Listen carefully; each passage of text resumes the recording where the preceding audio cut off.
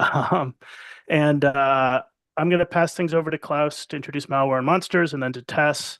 Um, After the exercise, we will send out a couple of things. One will be the Ally Security After Actions report from the exercise. And the other thing will be a survey. So please take a look out for those after we run the exercise. And I think that's about it. We're going to get into it quickly here. Over to you, Klaus. Right. So can everyone still Oh, still see my sorry. screen? Sorry, I forgot one thing. Forgot All one right. thing. We are missing one of our panelists had a Oh, last second of course. conflict come up, and one of our players couldn't make it. So if anybody who's currently in the audience would like to play, raise your hand, drop a message in the chat, and we will get you on the panel here. Yeah, it'll be fun. So no worries. No, nobody will be embarrassed much. So no worries. Much. I'm kidding. All right. Oh, I see two hands up. Okay, I'm just gonna go with the Cool. first one.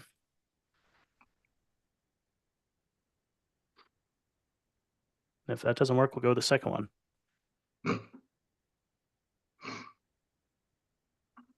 Okay, we have our fourth player, Kesha. Welcome to the panel. Okay, Klaus, sorry, go ahead. All right. Can everyone still see my screen? Yes. Yes. Yep. All right. Cool. Well, yeah. This is Malware Monsters, and anyone who has black pets knows the problem because I have two black cats, and whenever, first of all, it's very hard to take a photo of them, and then when you actually do take a photo of them, no one can really see how damn cute they are. But I live in Copenhagen with them and my wife, and I'm Klaus Agnoletti. I've spent a little over 20 years in security, doing internal roles, consulting, architect position at several companies, and now I'm freelance. I've always believed that fun and games sort of goes together, and the best way to learn security is by using games. So when I had the chance to combine like incident response training with collaborative tabletop gaming, I jumped at it, and this is basically what this is. Malware Monster. So what is the game itself? That's basically it's a team of players taking on roles inside an organization that's under attack. So they investigate, they make decision, they push back on their colleagues and try to contain the incident before it's caused some irreversible damage. So it's basically incident response, but it's structured as collaborative storytelling with a dice. So what's about to happen here is if you're playing today, then you'll get a roll card in just a moment, and read that. That's your role. Tess as an instant master will be assigning the roles. So if you're watching, well, there's no script. You're about to see a real team work through a real scenario under pressure, and they don't know how it ends, and neither do either Tess or I. But in this game, the instant master, that's Tess, drives the world, and the players drive the decisions. So basically, Molmons are Pokemon-inspired creatures. Each of them represent a real malware family. And their ability, weaknesses, and behavior are based on how the actual malware works.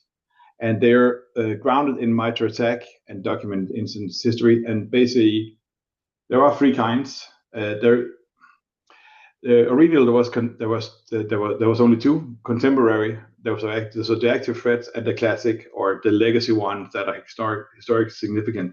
And then I invited Tess to run a game, and she came up with her own Malmon. That you'll learn later, I guess. So we have three kinds, and the third kind is the community, I guess, sponsored one or contributed one, of course, is the word I was looking for. Each player takes a role: detective, protector, tracker, communicator, and those mirror real incident response stream structures. And the role card tells you about your strengths, your focus area, and modifiers. Those are the advantages you get when you roll.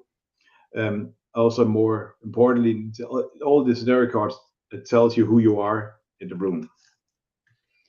And the way a round works is that the instant master sets the scene, player takes turns, you describe what your character does, you roll a d20, and the result shapes what happens next. As I said before, the instant master runs the game and decides everything, and there are no wrong answers, only consequences. So whenever you roll a dice, the instant master decides whether this is easy, medium, and hard, and then based on that, you need to roll over 5, 10, or 15, and then the modifier will come on top of that. That's kind of like Dungeons and Dragons. Tess will run you through it when we're doing it. So if you haven't done Dungeons and Dragons before, then she'll make sure to help you through it. Everything is freely available. It's at malwaremonsters.com. The player handbook, the instant master handbook, all the scenario cards with scenario templates and the moment profiles. It's all built in the open on GitHub. And if you want to contribute new scenarios, new moment profiles, content for your specific industry, you don't need to write and code yourself. We have AI for that because everything is vibe coded. You just need to know your domain, so you make sure that the AI doesn't hallucinate and go down in some weird rabbit hole. There's already a lot of open issues, and that's because I get a lot of ideas. It's not that anything is wrong or anything, just a lot of ideas I have. There's more than 100, so yeah. You can join. There's a Discord community at discord.gg/hackback where this game is being developed and played. And if what we're doing today resonates with you as a player, as an observer, or someone thinking about running this for your own team, that's the place to go. This is where the real conversations at some point will happen when the community actually starts to be more alive. If you want to get in touch with me, there's my email address. I'm also on LinkedIn. If you have questions, feedback, or just want to talk security and gaming, I'm at klaus@relationsec.net, and you can also find me in the Discord. And now, enjoy the game. Let's play. I hope you have fun. Yep, that's it. Awesome. Thank you, Klaus. I will stop sharing. So I think my first question to the organizers mostly is who are my panelists? Who's playing with me today? For panelists, we have David, Fitzgerald, Katrina, and we had one more who seems to have left the panel. So maybe and vanished. We had somebody vanish, so we need another hand in the air again. Oh, she lost panel access. Okay, yeah. She wants to come back. David, Fitzgerald, Katrina, and Kesha. Awesome. David, Fitzgerald, and Katrina. Looks like you're currently on the panelist spread right now. So there we have 4 roles to play, and if one of you, either organizers or Klaus, could populate that link with the roles in it, that would be helpful. We have 4 roles to play in this game. They're each kind of customized with their own abilities that can be used throughout the game. It's going to be detective, protector, communicator, and crisis manager. Detective is kind of what it sounds like. You're going to be looking for clues and sussing things out. Protector is going to be our cybersecurity data expert, right? Who's going to make the kind of judgment calls on when data needs to be protected. Communicator is going to talk about how this is going to be couched with regulators or the community. And our crisis manager. What's a good encapsulation for crisis manager, Klaus? Sorry? What's a good encapsulation for crisis manager? I guess that they're sort of the overall manager of the whole incident, in charge of what's going to happen. Each of them will have their own kind of abilities, and they're expressed more fully on the link. So I'd like my players to take a look at that briefly. Tell me which one resonates with you, and the first one to say what they want is going to get it. Yeah, and obviously, if no one really has any idea, then you'll assign random roles. Okay, Fitzgerald for crisis manager. Wonderful. Okay. And then feel free to, David, for threat hunter. I'm not sure I had that on there, but we'll put it on there.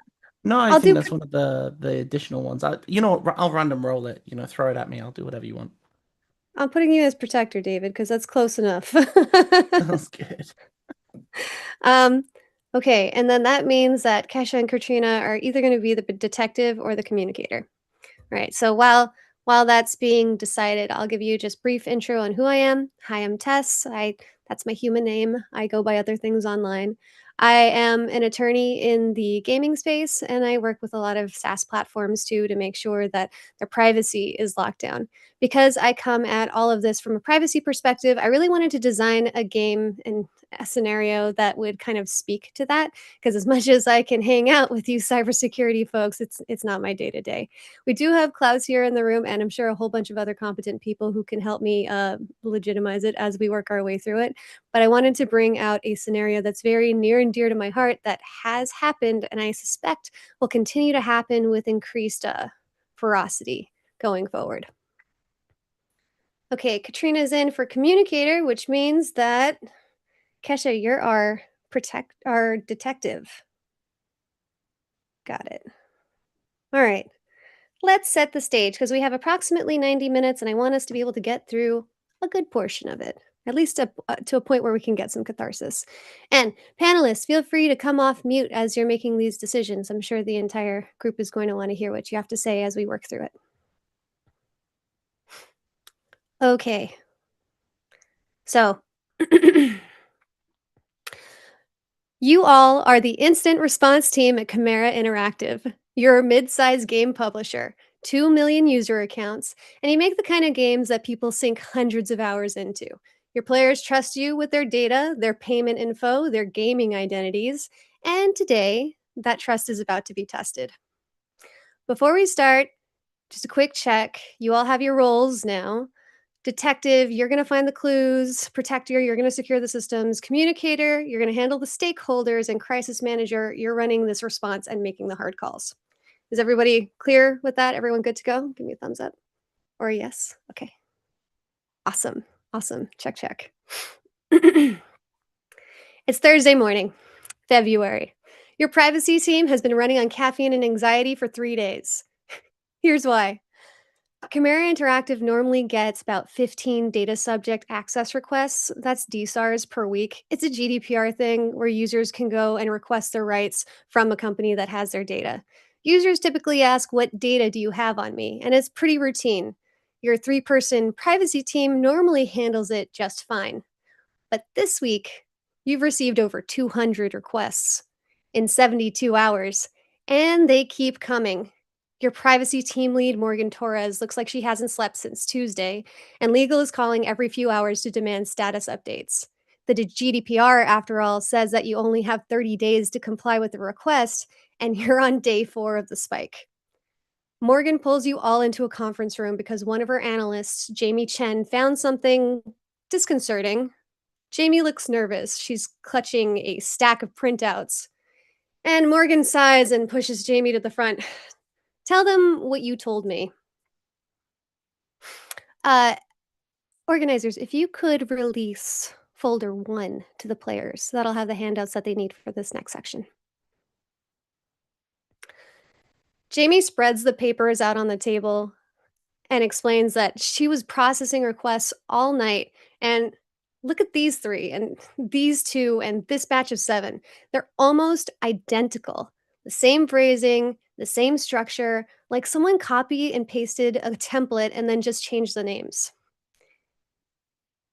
All of you can use your human eyeballs to take a look at the player handout. And then I'll take a roll from anyone to see if they can use one of their abilities to suss out what's going on here.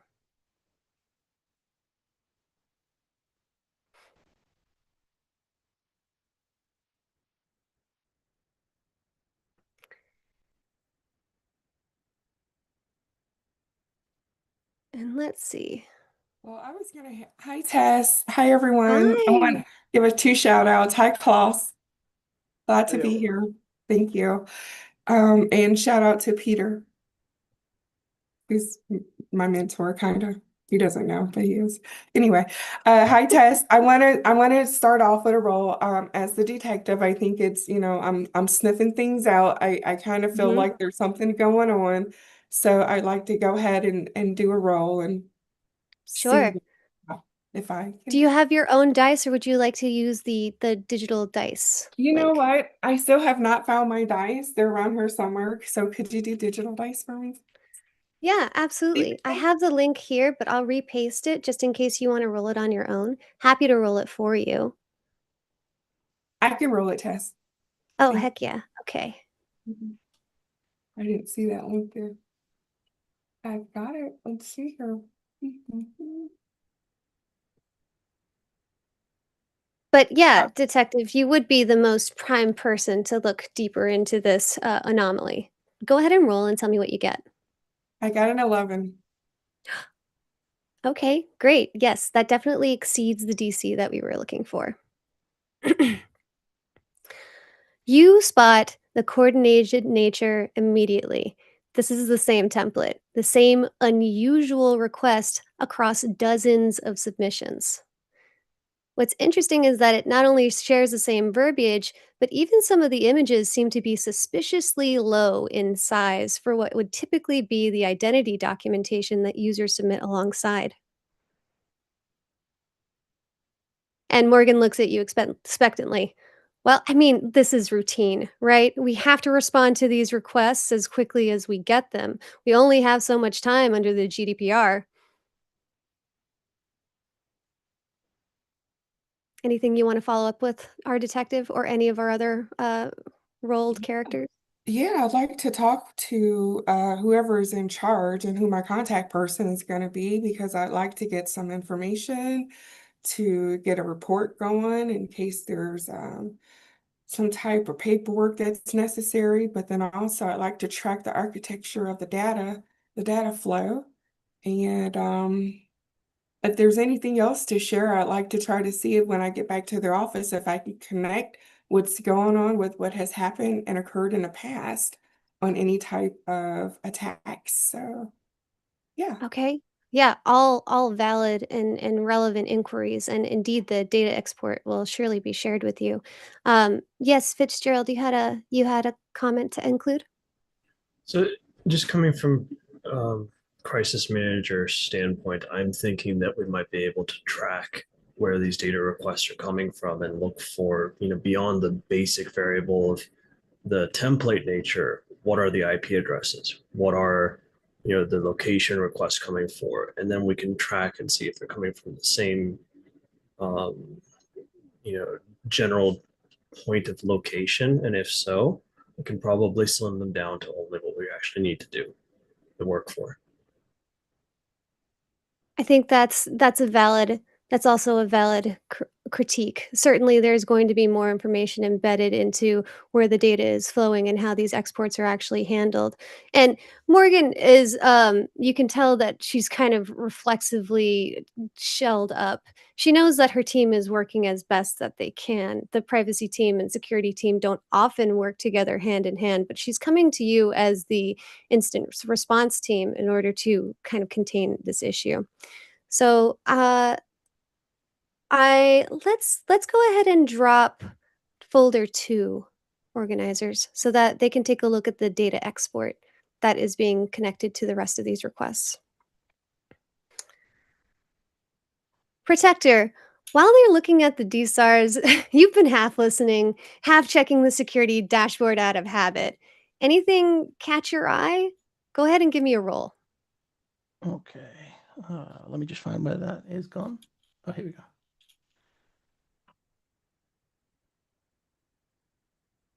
Oh, I got a 6.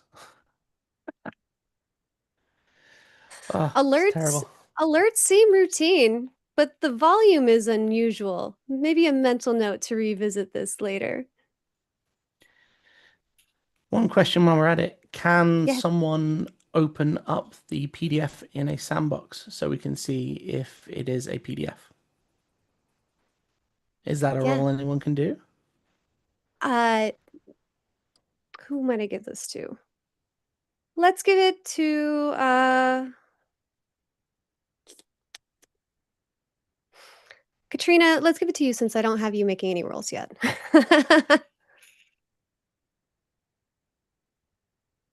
Sure. Tell me again.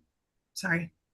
We're opening up a PDF in a sandbox, so I'd like you to go ahead and roll a d20 and add it to whatever modifier you think best fits. If we don't have a clear modifier to put on top of the roll, then let's just call it a 3. Okay, let me roll.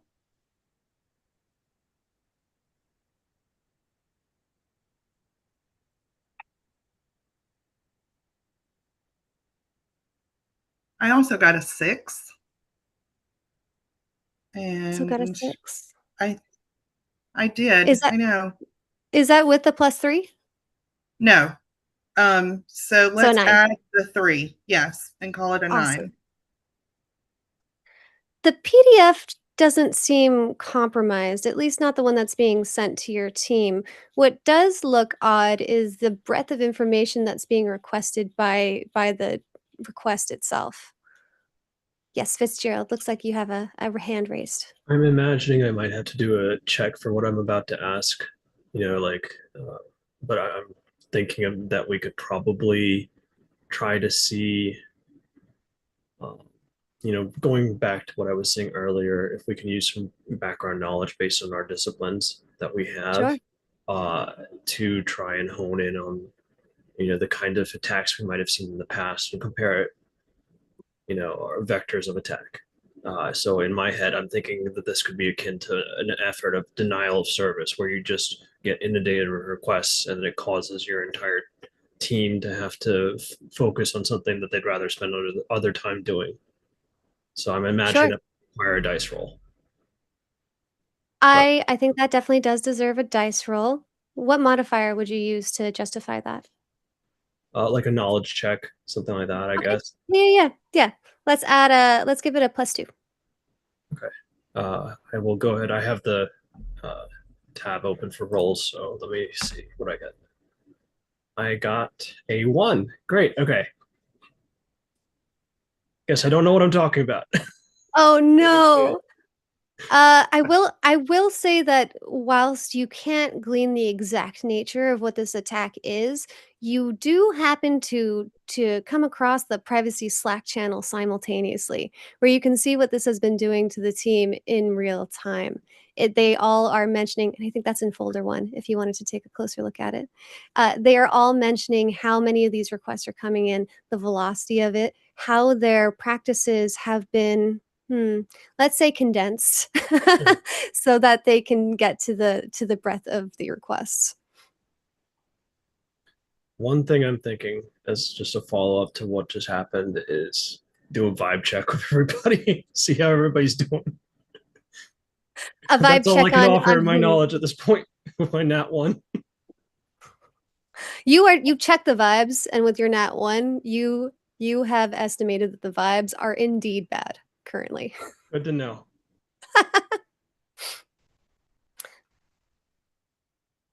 All right. I will say that with David's initial impulse to check the alerts, that folder is available to everyone as well. The export lives within folder 2, where all of you can open it up and discuss what that means. So given the role of protector, can I take a preemptive measure and disable access or enforce MFA by default across all of our logins? Because I noticed that Alex Wong does not have 2FA enabled. And I think it should be mandatory for all access to our systems, or at least the gaming networks. Yeah, certainly a great path to take. Alex Wong here, I believe, is one of the data respondents. Oh, is he? Oh, sorry. But even so, most of these are asking for information about ex-employees. I'm not sure if that has become entirely noticeable to you all yet. And Alex Wong was certainly one of the employees who used to work at this company. Enabling multi-factor authentication at this stage would certainly help, should any of those accounts be compromised.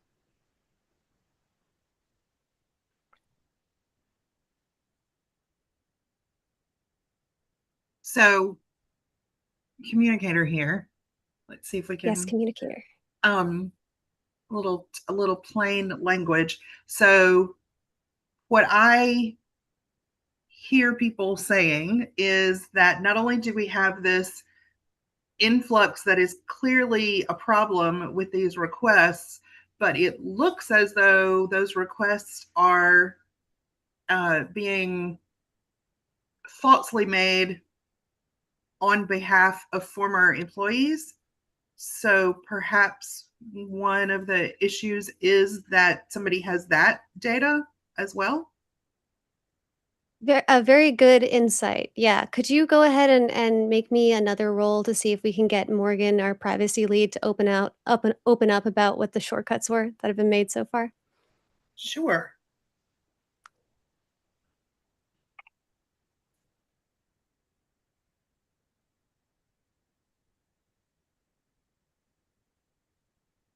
I have 16. 16. Excellent. Yeah. Excellent. Yeah. You're welcome. Okay. Great. Morgan rubs her temples and says, "Look, I told my team to move fast. Legal's breathing down our neck about this 30-day deadline. If we miss it, then we're looking at regulatory action." But then Jamie showed me this one, and she pushes a DSR request in front of all of you. This one's from Sarah Mitchell. She was a QA employee from 2019 to 2021. She not only wants all of her HR records, performance reviews, and internal communications, but also information about the system.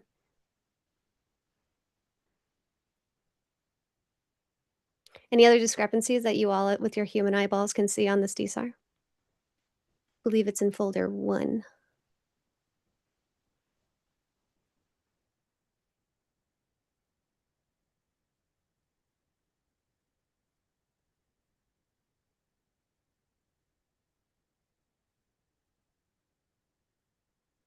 Folder 1, let's see. Is this the chat or the emails? This should be the emails, Okay. the requests.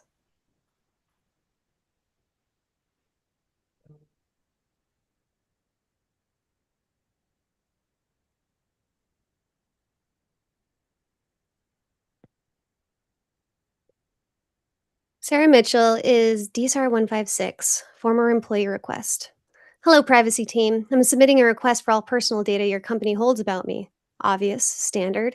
I was previously employed by Chimera Interactive in the Quality Assurance Department for years.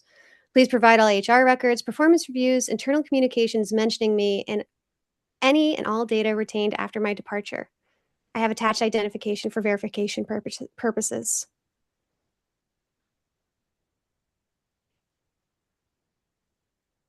Morgan thinks that this is particularly concerning for a couple of reasons, not only because the other ones are asking for internal system architecture, but because this one is related to an employee whose public participation was not public. All this information seems to have been culled from someone, an ex-employee, perhaps? Maybe a bot?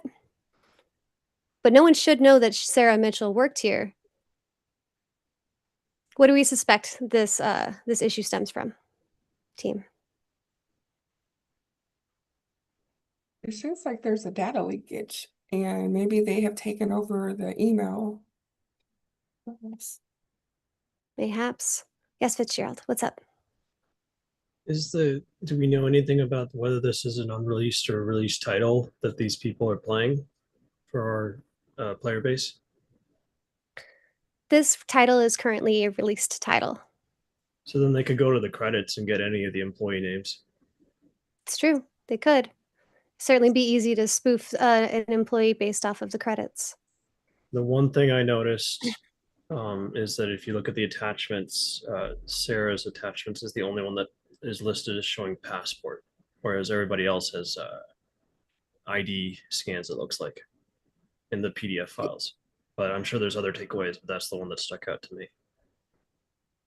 Yeah, a good insight. I'd love for you to roll, let's call this an investigation check and add a +2 to it. Okay, let's hope for not another natural one. You got this. 4. A 4.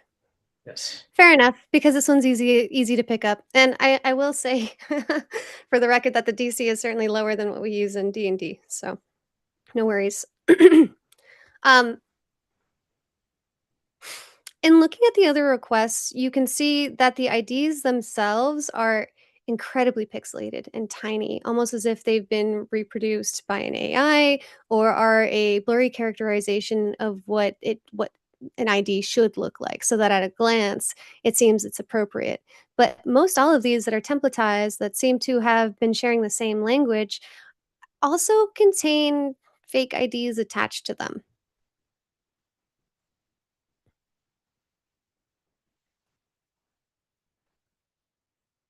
Now, crisis manager. Oh, that's you, Fitzgerald. You've heard patterns in the requests, suspicious documents, and an informer employee request that shouldn't exist. What's your read on this situation? Is this a compliance problem or is it something else? My gut says bad actor. Similar to the vein of like someone trying to deny service, like I spoke to earlier. So, Is it time to call this a potential security incident? I'd say we're on track for it. It couldn't hurt to confirm, one or two more theories along the way, but I would say we're certainly on track for that. Okay, wonderful. Let us now, organizers, share folder 3 with the panelists.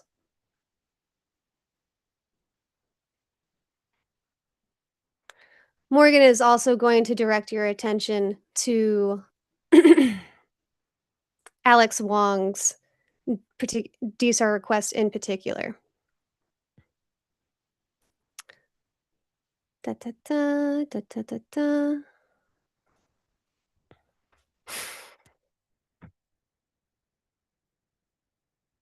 But I kind of want you all to take a look at the export too. No matter, we'll discuss. It's 2 hours from now. 2 hours from when we declared this a potential security incident. Potential security incident. It's still terminology that your security team doesn't like flying around willy-nilly. Security is also now looped into it, and reasonably annoyed that they weren't looped in earlier. Privacy is defensive about being overwhelmed, and they don't really want to share much with the security team. But you all, as the intermediaries, can navigate between both. Alex Reyes, our junior privacy analyst, rushes in with a laptop. We have a problem. A big one. Alex turns to the screen and shows everyone DSAR 178. This is the one with Alex Wong. We fulfilled his request yesterday, sent a full data export to his email. That email bounced. alexwong.gamer@gmail doesn't exist. Morgan's face goes pale and she starts looking around. What was in that export? And Alex, scrolling through the document, reads out full name, date of birth, home address, phone number, payment card, last 4 digits, purchase history, and section 5. We answered his question about what systems store his data, account database names, payment processor details, analytics warehouse, authentication service, kind of everything. Detective, could you roll for me and trace these bounced email implications? And if any of you have your own nightmares to recount in this moment, I'd love to hear what they are.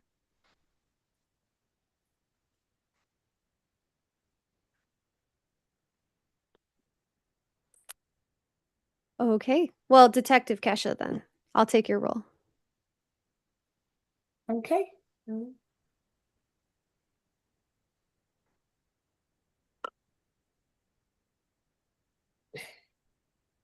Looks like I have a 16. Heck yeah. Good job, Detective.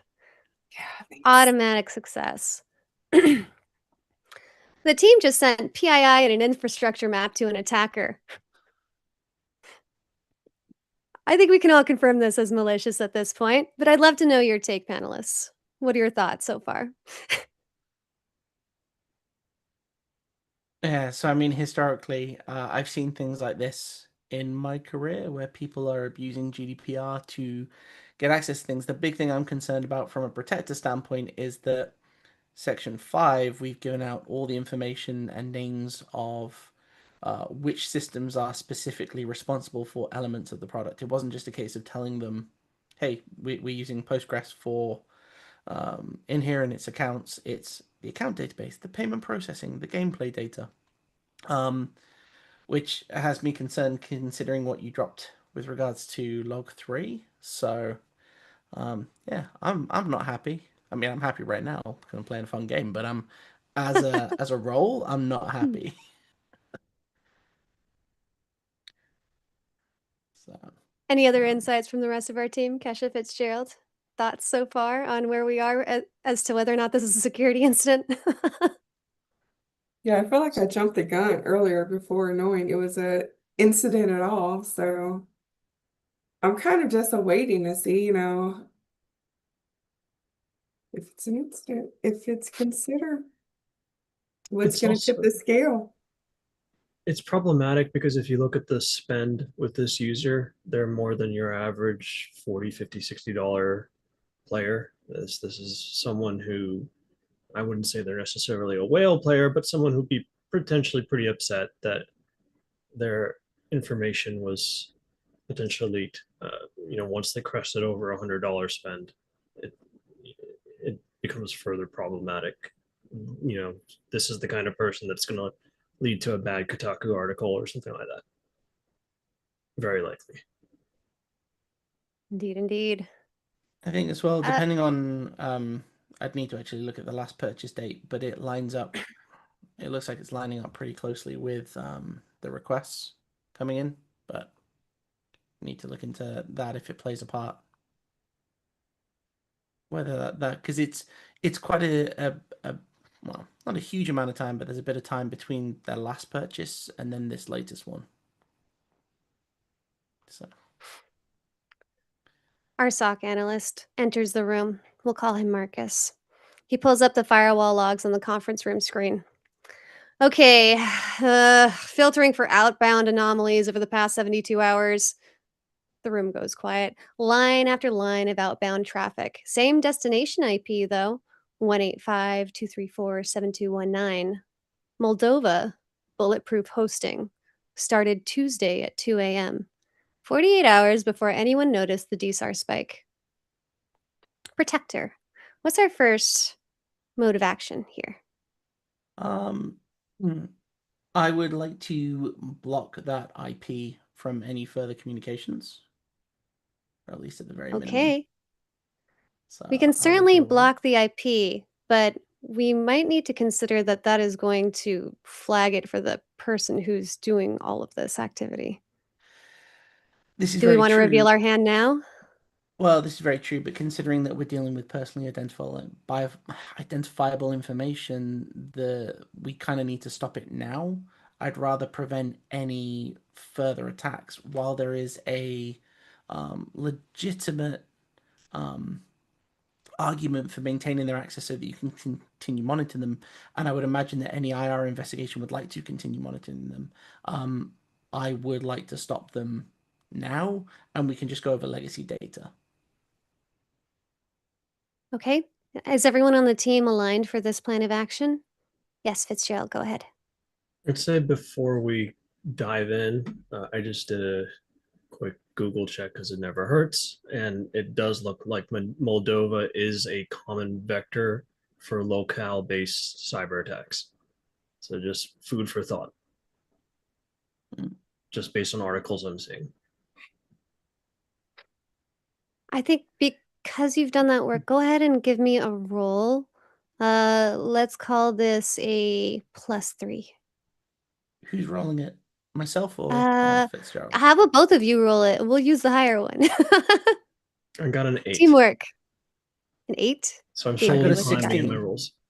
Hey, Heck yeah. nice. Through the power of teamwork. Yeah.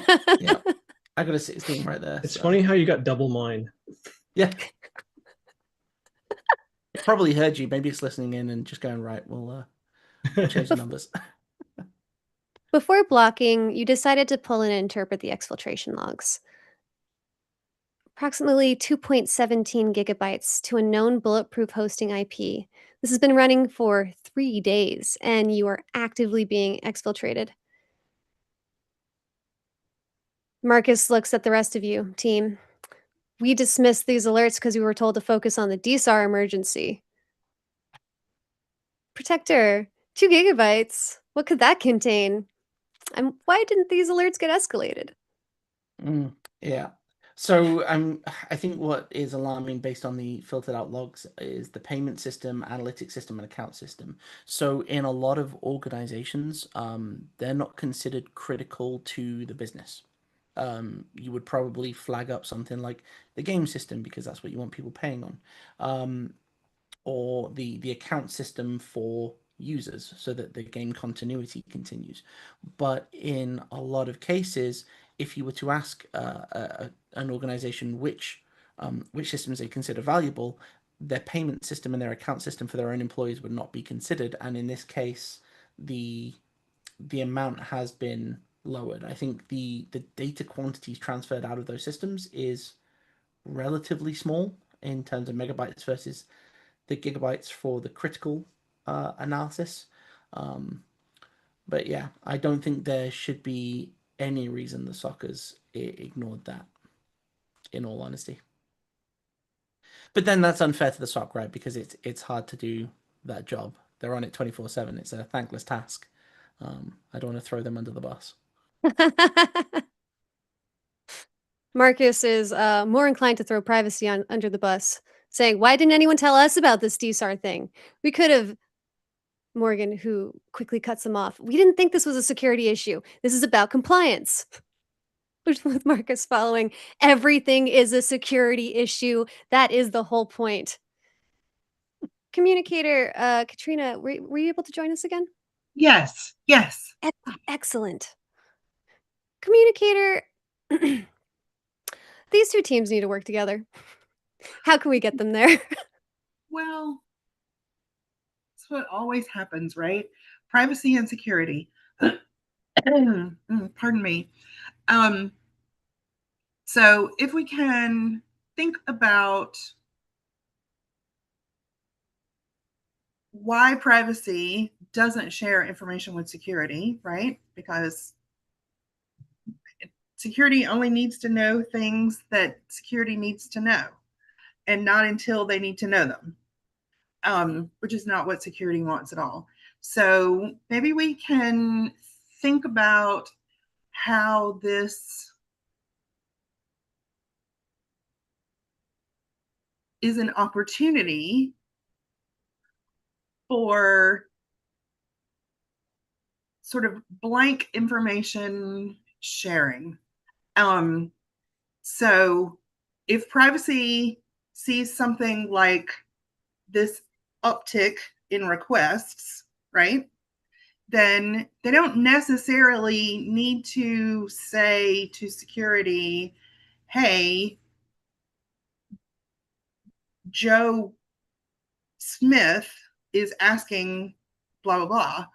But they could say to security, "Hey, this is unusual traffic for us. Can you guys have a look on the back end?" Right?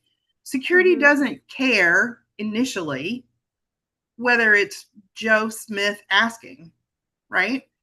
First, they want to assess whether it's really something they need to be paying attention to, but they can't assess that if they don't know it's happening. I love the way that you're meeting in the middle there. And for that, I'm going to give you advantage on this roll. Roll the dice twice, add your +3, take the higher of the dice as your result. Okay.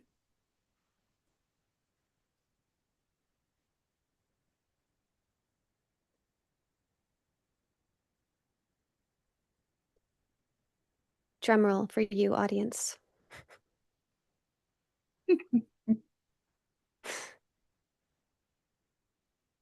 Kesha, come off mute so I can hear your pithy retort. All right. It's, Yeah, I'm cooking something up here too. I got 8 plus the 3 gives us 11. So 11. Wonderful. That is enough to get security and privacy to shut up for a moment and see eye to eye. You've accomplished what we all thought was impossible. Oh!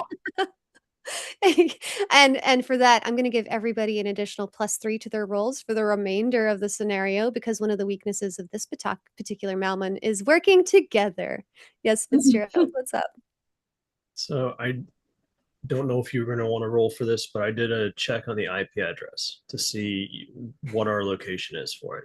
because why not? Okay. All So right. one that's 1.2 gigabytes. That one is reporting as being in the Netherlands, so Amsterdam, and it is not in Moldova. So I don't know if that's worth talking about as in our now unified stance for next steps, but I share that with the group. No role necessary. We'll allow it to be part of the universal canon. All right, crisis manager, I need you to make the next very difficult decision. We have 2 teams now, and everybody is playing on the same side, but one person has to be in charge. Who is it? Security or privacy? And your justification for it. Crisis manager, that's you, Fitzgerald. I think because the remit at the end of the day and blame is going to fall on privacy if we fail on the GDPR side, they should have the final say in the tie breaking. Okay, cool. Give me a roll for this one. Sure.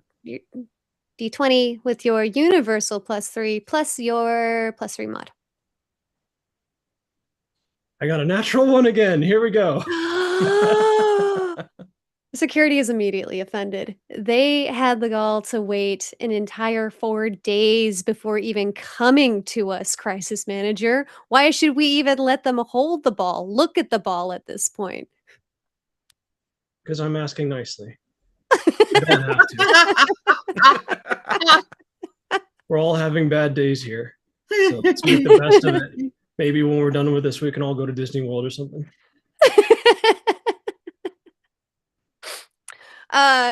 Let's give I'll let one of the players give a help action at this point, effectively to roll, see if they get the amount and just let this happen. Who wants to take the gauntlet up?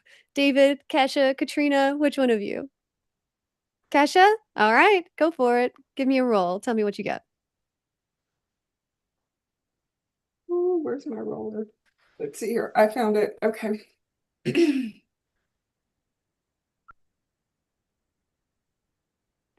Oh, I'm getting good numbers. Hopefully this is a good one too. 12. 12. Excellent. Very, very, very good. A I could have rainbow something. emerges above the okay. conference room as everyone holds hands and stands unified against the emerging threat. Huzzah! Your roles have made friendship and teamwork out of nothing. Wonderful. As you're triaging, Morgan's phone buzzes. She reads it and her face goes white. It's from legal. A journalist from Kotaku just emailed. They're asking for comments on reports of a significant data breach, and they want a response by end of business today. What do we say to them? Communicator, I feel like this is your wheelhouse. Where are we going with this? Well, we certainly don't want to cause a panic. That doesn't help anybody, right? And we'd like to still be in business when this is done. So, they have heard reports of a significant data breach. Mm-hmm. Yes, we're 4 days into this, right? On the one hand, look at us. Nobody found out for 4 days. It normally takes 8 months. See? On the other hand, we do need to say something. Do we know who told them? Do we know how they found out? The phone call from legal was brief and sparse and did not include an email attachment, but, we have some time and rolls are a thing, so let's roll for it. Okay, great. Am I rolling? You go ahead and roll, Katrina. Add a +2. I'm just going to incorporate the +3 universally from now on. Add a +5 to your roll. Okay.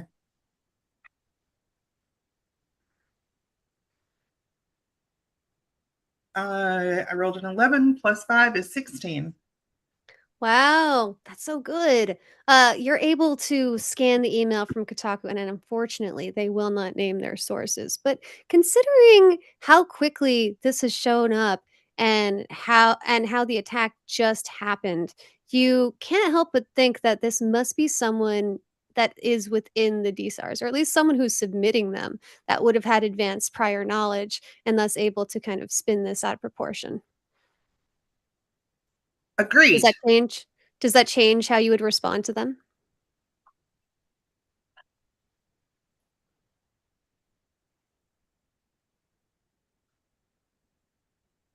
I think maybe it does, because this reporter wants a comment, right? But based on the information that you have just shared and the information that we have, I think it is reasonable that the way a reporter knows about it is that somebody who is participating in it told them. So I think that our communication should at least hint at the idea that we know who started this, without saying it, of course, because we can't, and that we have that we don't have a significant data. Well, we can't say that. Let's see. It security. Looks like our team is going to weigh in, but I'd love to hear the rest of your thought. Please continue. Oh, I was going to ask, security, do we have a handle on how much data has been compromised? Marcus looks annoyed, but there definitely has been some already lost and some that's continuing to be lost each day that passes. David, did you have a comment? I did. From a security standpoint, right now it's still a security incident, not a security breach. That's kind of important from a language perspective. It makes you feel filthy when you say it out loud, right? Because at the end of the day, we're all pretty sure it's a breach, but right now, all we can say is that we've sent a DSAR request to the original requester who provided enough information to validate it, and we know some data's been taken, but we don't know what, and we can't say it's personally identifiable, so it's still technically an incident and not a breach. So you could play that card if you wanted to hate yourself for life. I'm just saying. Oh, right. We have to tell them. We have to tell them something. Like, that's just all. We can't not, because that's going to get us in more trouble. Can I help you, Katrina?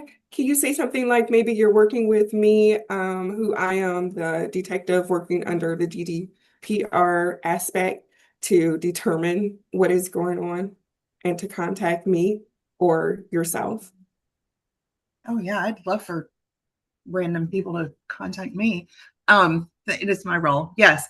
I think that's a really good idea, Kesha, is if we use the incident language and we use investigating, right?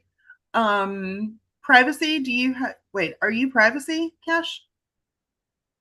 Yeah, No, I've kind of, since we're working under GDPR and I am the detective and right. I'm working with you as the contact to the company, I've picked like Interpol or something like that, But I'm working with you, and I do have some information. I have a assistant detective working with me, Stacy, who's brought something to my attention. So whenever you're ready after this, PR. Before we gravitate too far, I know that Fitzgerald probably has something that he wants to contribute to the conversation. What's going on? Absolutely. So if you're trying to hunt someone down, you generally don't want to let them know you're hunting them down, because you're pigeonholing yourself into rows and vectors that reduce your resources. So the best recommendation I can make is to share that, yes, we are investigating an internal security incident. We do not have more details to share at this time. Plain and simple. To say, because at the end of the day, until we know for a fact what the how, why, when, and where of it is, it's doing the company a disservice legally.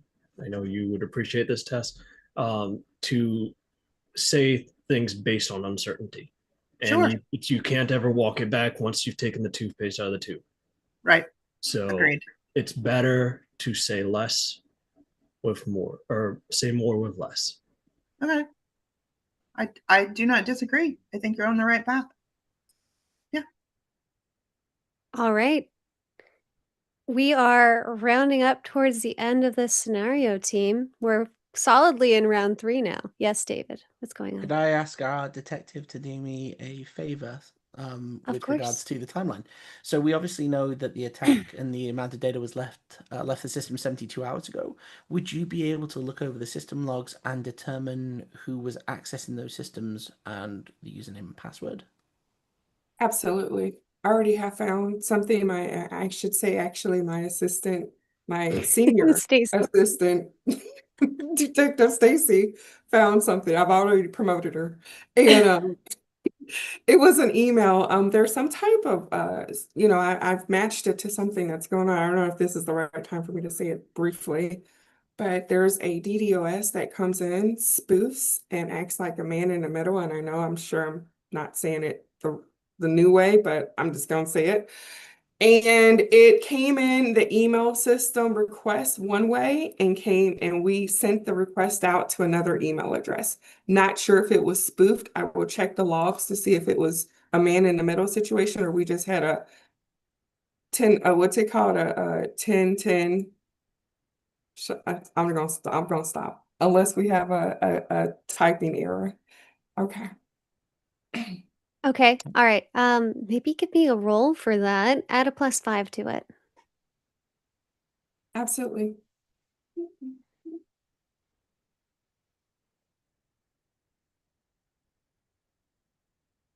It's rolling.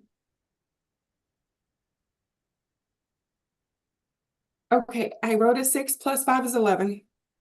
Oh, very nice. Okay. Yes, Trisha. Come on. Jamie looks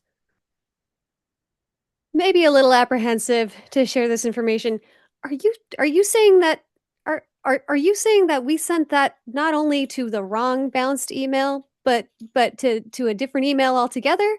They check the logs. Indeed, it is confirmed that the Alex request from the DSAR was not in fact the one that received the package of information. So it could be anyone still, or maybe someone within the privacy team who's been filling out these requests. There's only 3 of us, and I don't really want this to turn into a headhunt. So let me just be upfront and say that I wasn't the one that did it. Throwing team under bus. All right. Let us hurtle towards the end of this scenario, team. Here's where you are. Exfiltration is ongoing, or maybe it's finished and the attacker is just maintaining access.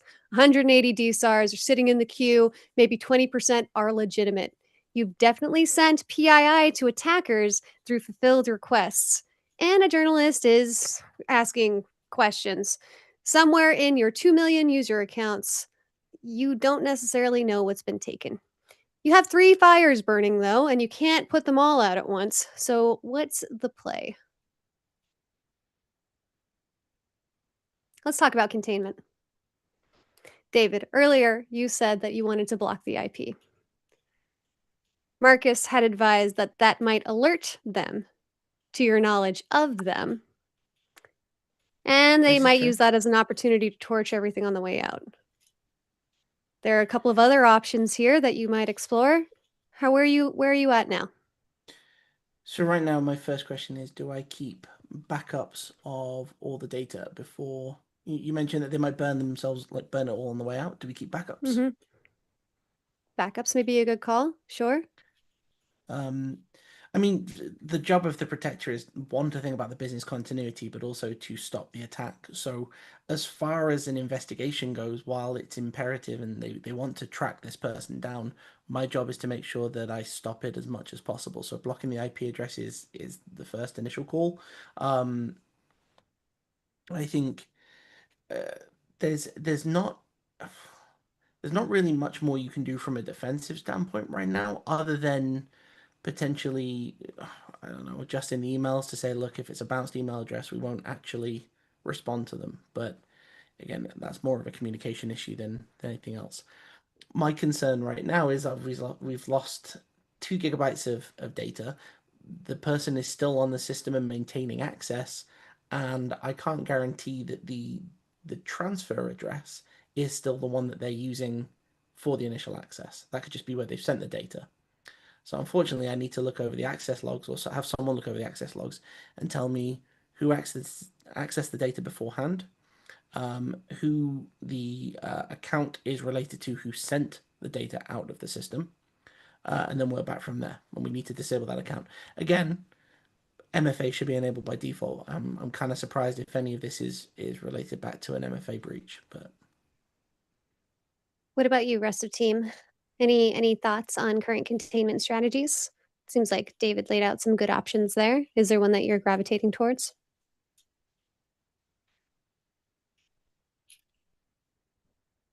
I mean, it feels like we should all be just applying to EA games at this point, right? We should get out now before it all goes horribly wrong. Let's jump company. Let's go, guys. I'm so Talk to glad the I wasn't reporter drinking right then and independently. there. I would have spat my drink out.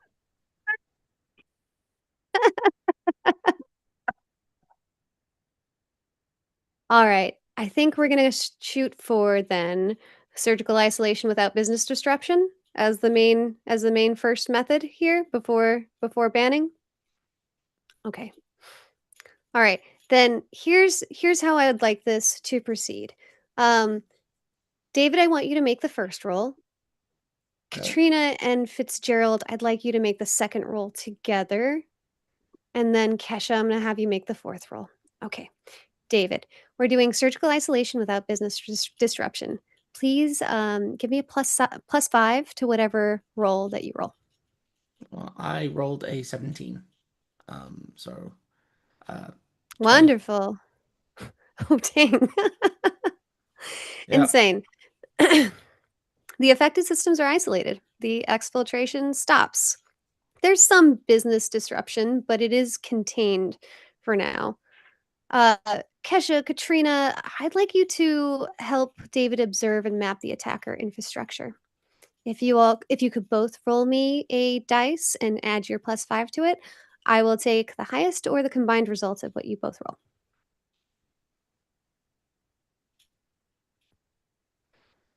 I have a 16, including the +5. She beat me. I have an 8 +5, so good job. But through teamwork, the dream work happens. Yes. Good job, Katrina. You both identify 3 additional C2 endpoints and trace the initial access to a compromised vendor credential from 6 months ago. Oh. I see some reactions. David, what is your reaction to that? Fitzgerald, I'd love to know afterwards. I mean, third-party vendors with access to integrated systems is always a bit of a nightmare, to be fair, and not uncommon in the gaming industry, especially given that in a lot of cases the third-party integrations are farmed out to organizations, right? You'll have a game that is maybe single player and they want a multiplayer mod, and it will go to another company to build it because they don't have enough resources. So well, I mean, right now we have to isolate those other C2 addresses. The other thing as well is trying to get in touch with that third-party vendor and find out if they're able to share their system logs with us. Beautiful. Great plan of attack. Fitzgerald, you had some observations in this stage?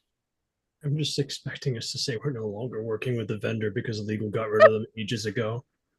Oh, yeah. It's a common, you know, and then the question is, do we get to lay blame on them, right? The next Kotaku article. But, you know, spicy fits coming out. I mean, that's an interesting point, though. Are we still working with that company? Because if not, we need to go through our access control logs and probably do a better job of keeping them up to date with which companies we are working with. I'm going to tell you, team, you are not still working with that company anymore. Question is, who replaced them? Were we still working with them 6 months ago when this credential was compromised? Good question. The vendor credential was issued 6 months ago. It may have been compromised from anywhere from when it was issued to when you stopped working with them. For the purposes of this exercise, let's say you stopped working with them 3 months ago. Was the vendor located in Moldova?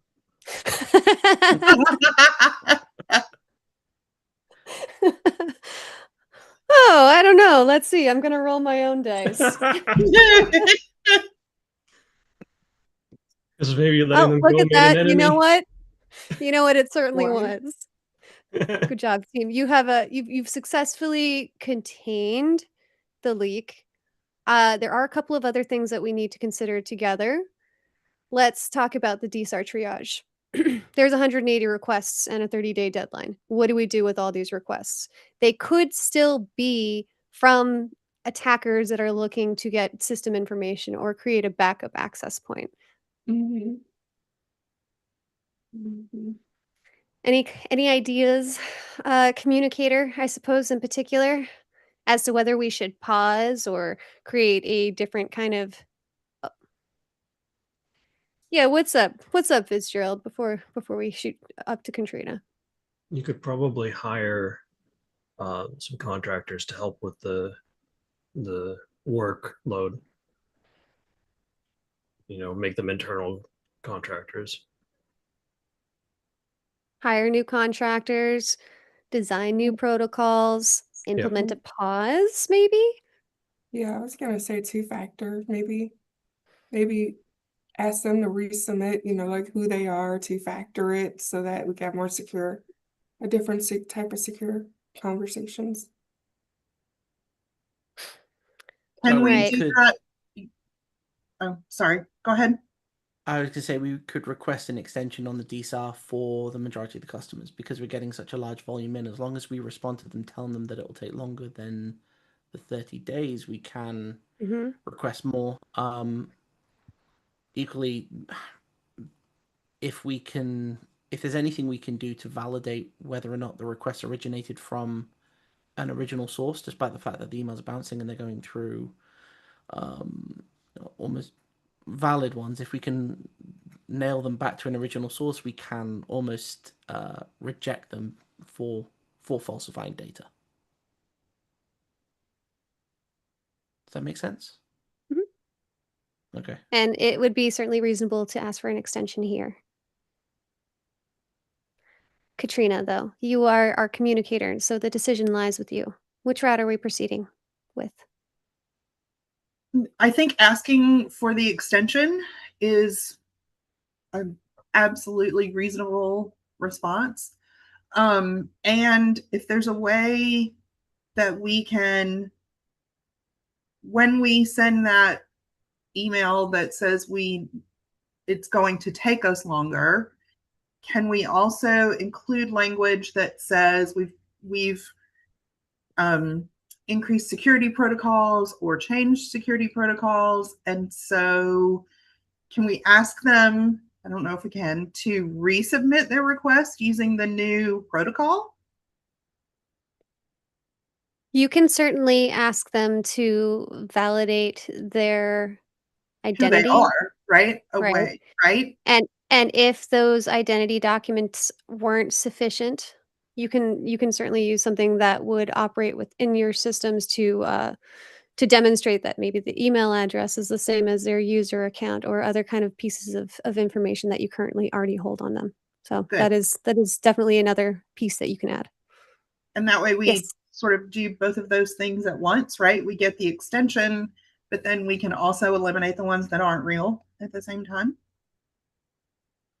Yeah, or delay those who haven't complied with it. David, you had a thought? What's up? I did. Did you say that the original submissions, the identification was pixelated, like it wasn't very clear? Yes. Yeah, Could it was we reject pixelated it and based? smaller. Well, could we reject it based on the fact that it doesn't meet the criteria for validation, like verification of those addresses? So it's pixelated and small. We can't actually properly verify. There's no hard and fast rules in the GDPR saying that you can or can't reject it based off of failure to provide adequate verification, but you could probably ask for them to do it again and see if the issue persisted before labeling it as something as an obnoxious request that you would otherwise not handle. Gotta love GDPR. Don't we just? Katrina, it sounds like 2 roles for this. First, we're going to design a new protocol. So go ahead and roll for that. Give me a +5 on it.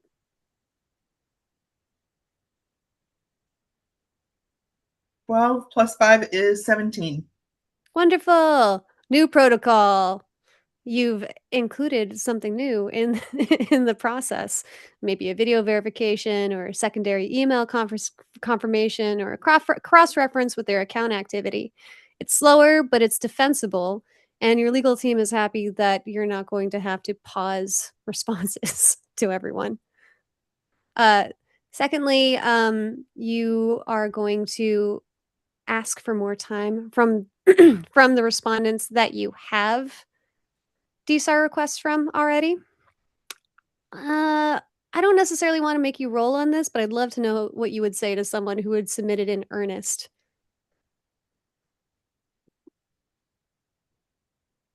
I think it's an email that says that we take everyone's privacy very seriously, and we are doing our due diligence to confirm that we have accurate information before we release data.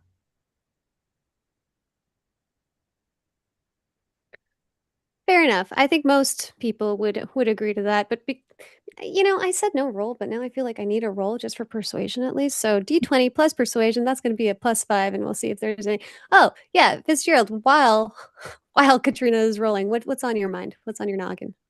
I think it can be simpler than that. You can just say we've implemented additional security procedures as we grow the course of our company and as a business. And so we're asking that you, as part of that process, grow with us with the growing pains that we have as a business. So it can be a softer discussion than you're intending. Katrina, how do we feel about the revised language? Yeah, I'm always happy to have revised language. That's why you have a team, right? You start with an idea and then you make it better. Wonderful. So because you guys are working together, take advantage on that. I rolled a 10 + 5 gives me 15. Wonderful. Yeah. That'll certainly appease the masses, at least the ones that are real for now. Anybody who's trying to simply inundate your systems with requests is, of course, going to proceed nonetheless. But at least now you know who's who based on the ones that respond politely. All right. We have decided what to do about the DSARs. We've decided what to do about containment. Let's talk about breach notification. Team, are we at a breach here? Oh gosh, I think I saw your soul leave your eyes, David. Wonderful. Legal. No Hey, crisis manager, Fitzgerald, that's you. Legal's on the phone. GDPR Article 33. If this is a personal data breach, we've got 72 hours to notify the supervisory authority. Clock already started when we became aware. So when did we become aware? Also, Article 34. Do we need to notify the affected users directly? If we want to stay compliant, I imagine we do, but I see no reason we can't describe it as a kaiju attack.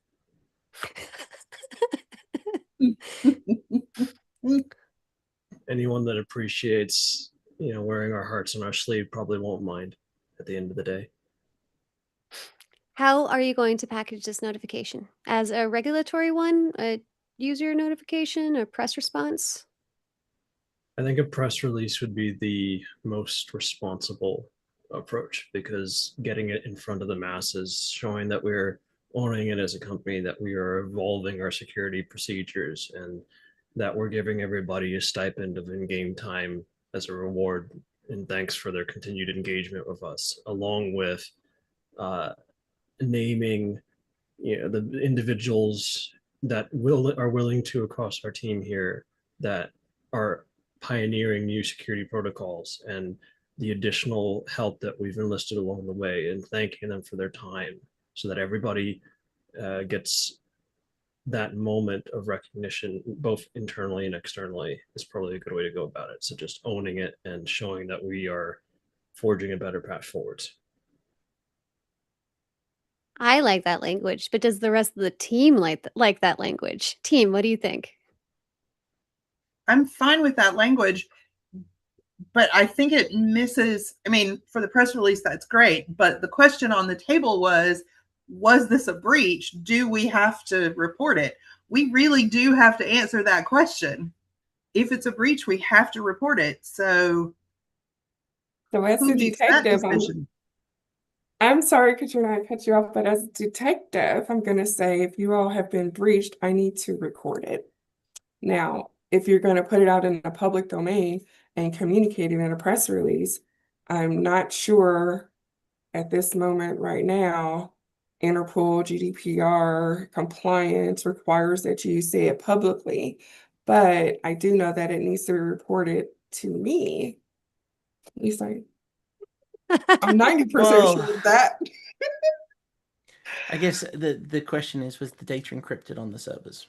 Is there any way they can bypass encryption on them? Because if the data, outside of the DSAR, if the data that they stole was encrypted, then there's an argument to be made that actually it's not technically a breach because they still can't get personally identifiable information out of that.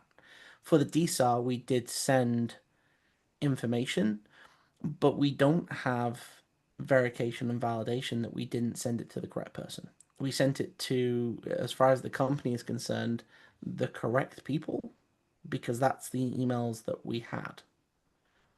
So from a moral standpoint, absolutely we got breached, right? I think there is a moral standpoint there to say, yeah, we should probably own up to it. But from a business perspective, you could kind of skirt around it a little bit.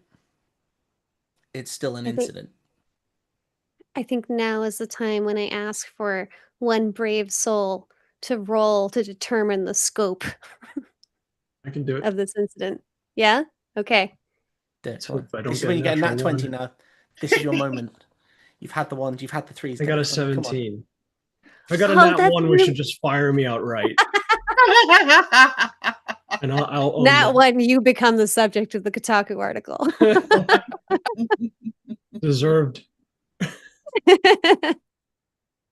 You run queries against the exfiltration timeline.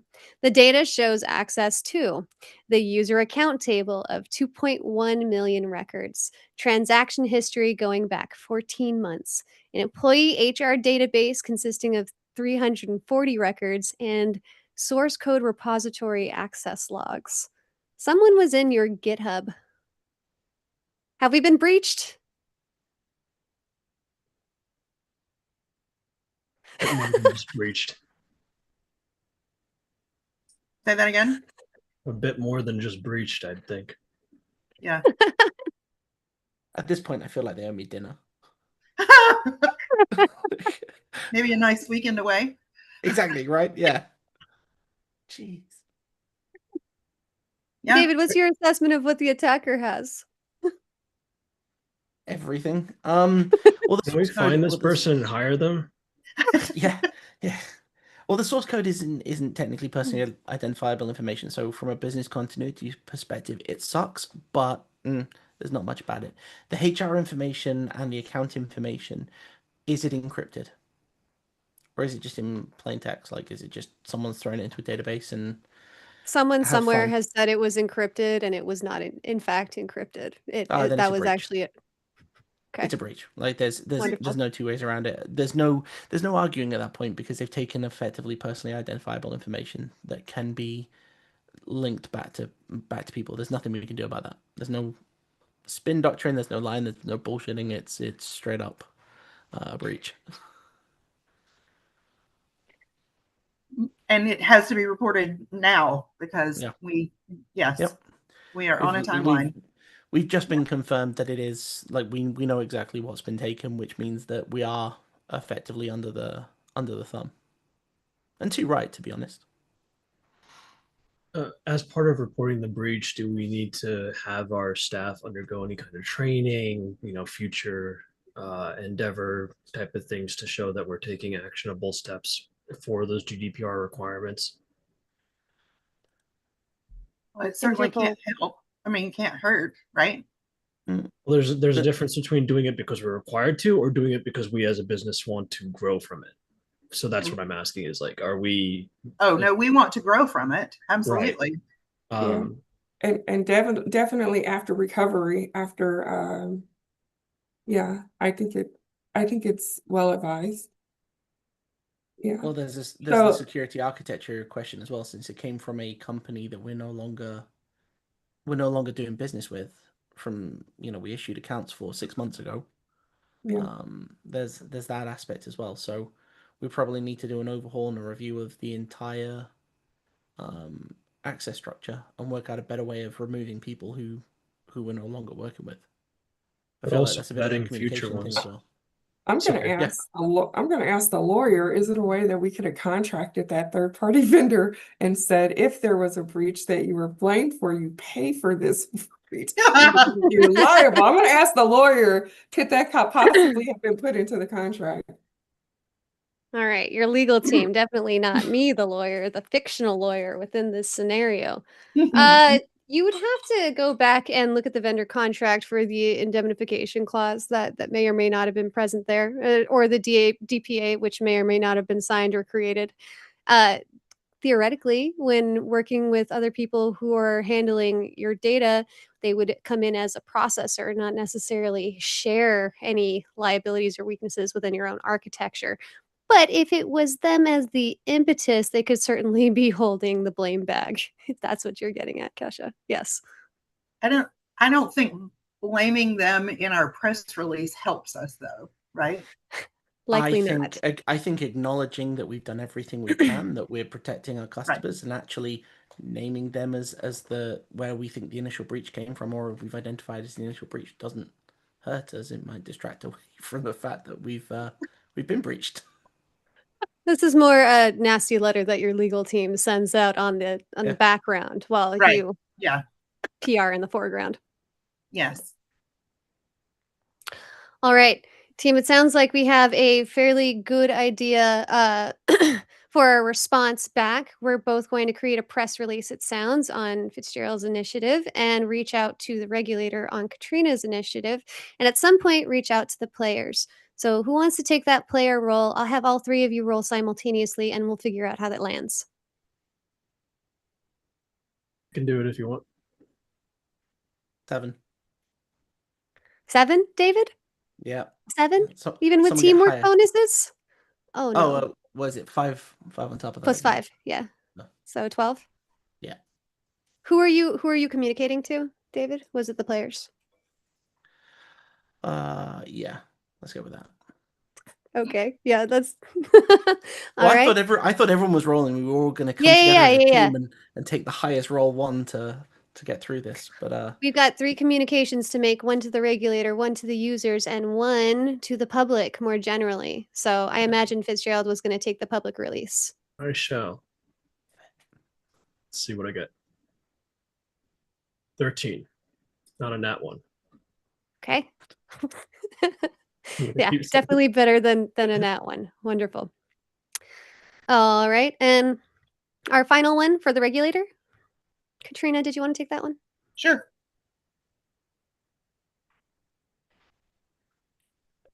Eight plus 5 is 12. Wonderful. All right, all successes. For the regulator, your notification was drafted, the timeline, known scope, remediation steps, and acknowledgement of the ongoing investigation. It's professional and complete. Huzzah. User communications, it's clear, it's honest, it's actionable. Here's what happened, here's what we're doing, here's what you should do. Users are concerned but not panicked, although some of them have already started up spicy Reddit threads to question your next launch. And for the press response, you say all the things that you previously said you were going to say, but in particular, that you identified a sophisticated attack, responded quickly, and are notifying the impacted users. The story focuses on the response quality and less on how we actually got there. this is good enough that it doesn't cause a cascade of pithy LinkedIn posts criticizing your response handling. Well, players, I think that was more good rolls than bad rolls, so I'm going to go ahead and read the outcome of this scenario to you now. It's 2 weeks later. The breach made the news, but Chimera got ahead of it. Your coordinated response, security, and privacy working together for the first time meant that you could give the regulator a clear time frame, a defined scope, and a remediation plan. The supervisory authority noted your exemplary incident response coordination in their preliminary assessment. Users were notified with clear, honest communication. Some left, but most appreciated the transparency.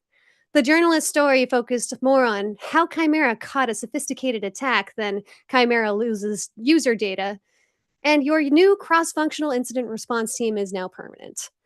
The attacker's haul was limited by your quick containment. Credential stuffing attempts against your users appeared on the dark web within a week, but your proactive password reset recommendation meant that most accounts were already secured. The source code was read-only. No modifications, no planted backdoors. You got lucky, but luck favors the prepared. Thank you so much, players, for playing in this scenario. I hope you enjoyed it. This was writing for Malware and Monsters was certainly outside of my comfort zone, but I really hope you had a good time. You did well, Tess. Thanks. Yeah. Yeah, you did Thank you, great, Tess. Tess. Yeah, That good was job. awesome. Thank you so much. Fantastic. Yeah, I really liked that. That was good fun. Couldn't tell if that was your first time. That was perfect. Role facilitator. Great. I guess I'll toss it over to the organizers for last comments as we look back on the 3 minutes left in this meeting. Yeah, thank you everybody for coming. Thank you to Tess and Klaus for helping set this up, and to our participants for working through a tough situation. We will send a follow-up email to everybody who is here today. You'll get a copy of the After Actions report. You'll get a link to a survey. And also, there are a lot of repeat visitors here. So we do have like a sign up where you can just sign up for all of these if you want to come. And because that would save me the hassle of doing the marketing stuff we do on LinkedIn. So if you like what you see, come back. They're different every month. We've done Malware Monsters. We do more traditional exercises, and there's a lot of variety. So hope to see everybody on a future TTX Thursday, and have a great rest of your Thursday afternoon here today, or evening if you're in Europe.